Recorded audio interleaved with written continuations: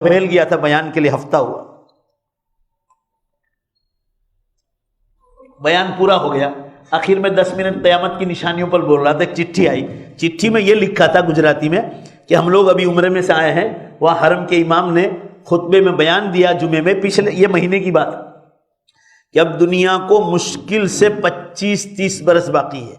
تو میں نے چالو بیان میں پوچھا چٹھی کس نے بھیجی بھائی؟ تو کہا میں نے بھیجی۔ وہ آدمی کو کھڑا کیا، آپ عربی جانتے ہیں؟ کہا نہیں۔ تو میں نے کہا آپ کو کیسے معلوم ہو؟ تو عربی میں خطبہ ہوتا ہے۔ تو کہا ہمارے ٹور میں 5-6 عالم تھے فلاں دارالعلوم کے، ان کا نام بھی دیا۔ کہا وہ انہوں نے کہا، اور کہا تقریر میں آپ کو یاد کیا کہ وہ مولانا جو اکثر قیامت پر بولتے ہیں، کہا ان کی بات بالکل صحیح، حرم کے امام نے 25-30 برس کا، اور میں تو مسلمانوں کو کہہ رہا ہوں تقریباً 40-50 برس باقی۔ تو میں تو آپ کو اور زیادہ بتلا رہا ہوں، مگر جتنا کم مانو گے نا اتنی جنت کی تیاری ہوگی، اتنی جنت کی تیاری۔ 4 نشانیاں بڑی ہو گئی اور 6 باقی ہے۔ دھواں آئس لینڈ میں نکل گیا، جو لوگ دنیا کی معلومات رکھتے ہیں، 2010 میں آئس لینڈ میں دھواں نکلا تھا، 10 دن تک نکلا تھا، 100 لاکھ پیسنجر دنیا بھر کے ایئرپورٹ پر پھنس گئے تھے۔ اس وقت نیوز میں آیا تھا 70%، 70% دنیا کے ایئرپورٹ بند ہو گئے تھے، اور ایک ہوائی جہاز کمپنی کو روزانہ 10 دن تک $200 ملین کا نقصان تھا، یہ اخبار میں آیا تھا۔ اب کون سا دھواں نکل گیا آئس لینڈ میں 2010 میں، 14 اپریل سے 24 10 دن تک نہیں نکلا، آج تک کبھی ایسا دھواں نکلا نہیں۔ یہ پہلا قصہ۔ اور 3 بڑے زلزلے، پورب کا زلزلہ، پشچم کا زلزلہ، عربستان کا زلزلہ۔ پورب کا 2011 میں جاپان میں ہو گیا دھرتی کمپ، پشچم کا 2012 میں ترکی میں ہوا، اور عربستان کا زلزلہ 2013 میں عراق، ایران، یمن اور سعودیہ میں ہو گیا۔ 4 ہو گئے۔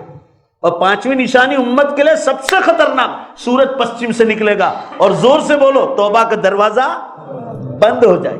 پھر کوئی یہ کہے گا نا اللہ میرے گناہ کو معاف کرنا ہے، نا ٹائم پورا ہو گیا، گاڑی پلیٹ فارم چھوڑ کے چلی گئی، اب ٹکٹ پھاڑ کے پھینک دو، ہوائی جہاز اڑ گیا، اب ٹکٹ پھاڑ کے پھینک دو، نان ریفنڈیبل، کچھ نہیں ہوگا۔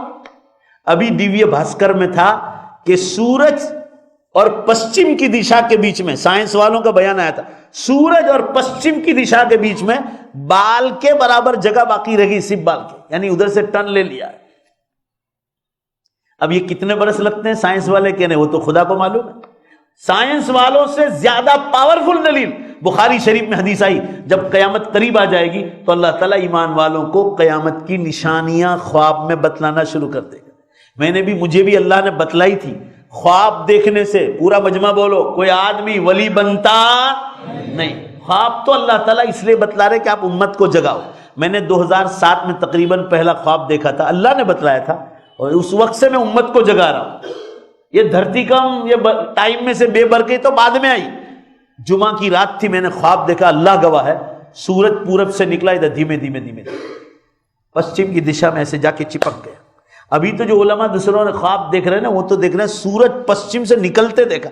آپ کے احمد آباد میں تقریباً 15 ایسے آدمی نے مجھے بتایا کہ ہم نے قیامت کی فلاں نشانی دیکھی۔ اللہ کو گواہ رکھ کے کہتا ہوں، بازار میں نہیں بیٹھا ہوں، مسجد میں بیٹھا ہوں۔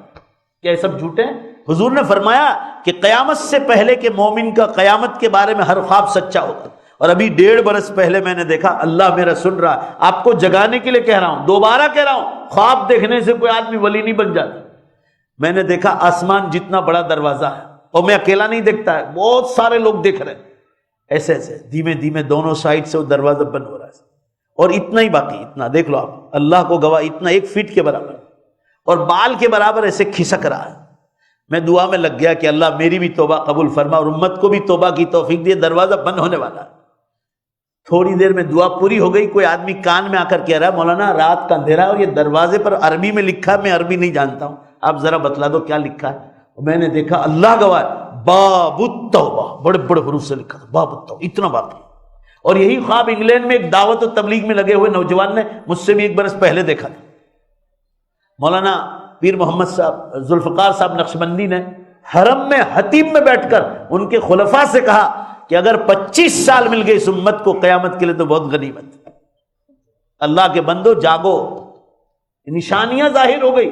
میں یہ نہیں کہہ رہا ہوں کہ فلاں تاریخ کو آ رہی، ہم لوگ جو غفلت کر رہے ہیں نا، کہ کبھی موقع مل گیا تو نماز پڑھ رہے ہیں، کبھی موقع مل گیا تو صدقہ کر رہے ہیں، دل میں آیا تو کسی کو زکوٰۃ کے 2500 روپے دے دیا. نہیں، ہر چیز کو دیکھو کہ اللہ اس کی پکڑ کرنے والا ہے. میں کس معاملے میں کمزور ہوں؟ معاملات میں کمزور ہوں، زبان میں کمزور ہوں، آنکھوں کے زینا میں کمزور ہوں، میں زینا کاری تو نہیں کر رہا ہوں، میرے معاملات کیسے ہے، میری نمازوں کا حال کیسا ہے، میں تلاوت کرتا ہوں، میں ذکر اللہ کرتا ہوں، میں درود شریف پڑھتا ہوں، میں راتوں کو اٹھ کر روتا ہوں، میں اللہ کے دین کے لیے میں نے دعوت و تبلیغ میں کچھ حصہ دیا ہے، یا یہ دیکھیں میں اللہ والوں کے پاس بیٹھتا ہوں، میں کسی خانقاہی بزرگ سے بیٹھ ہوں جو اللہ سے قریب ہونے کے ذریعے. مسلمانوں، آپ نے جنت کا نظارہ ابھی دیکھا ہی نہیں قرآن حدیث کا. جنت تو ایسی جگہ ہے جہاں موت نہیں، جہاں بال سفید نہیں ہوگا. دیکھو میرے بھی اب دیکھو اب لال ہو رہے ہیں، 50 پر پہنچنے کی تیاری ہے.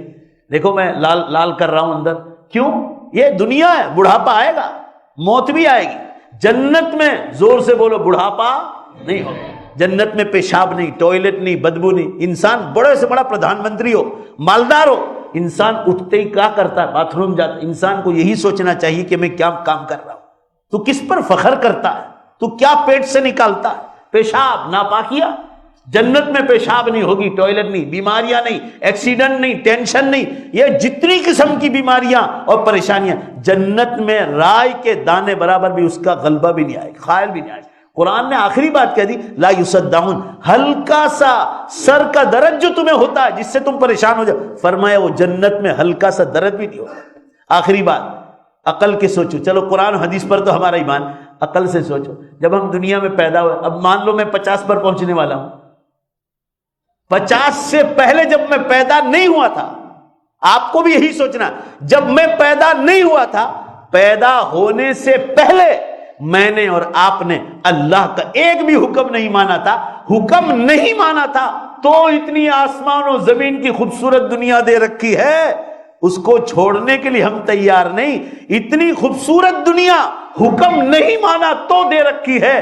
تو اگر سچے مسلمان ہو تو بولو بے شک میں اب کرسی سے اٹھ جاؤں گا، ایک بات نہیں بولوں گا. سچ بولو ایمانداری سے، اگر حکم مان کر جائیں گے تو ہمیشہ کی جنت دے گا کہ نہیں دے گا؟ یہ ایمان ہونا چاہیے کہ کوئی مانے یا نہ مانے، ہمارا ایمان ہے.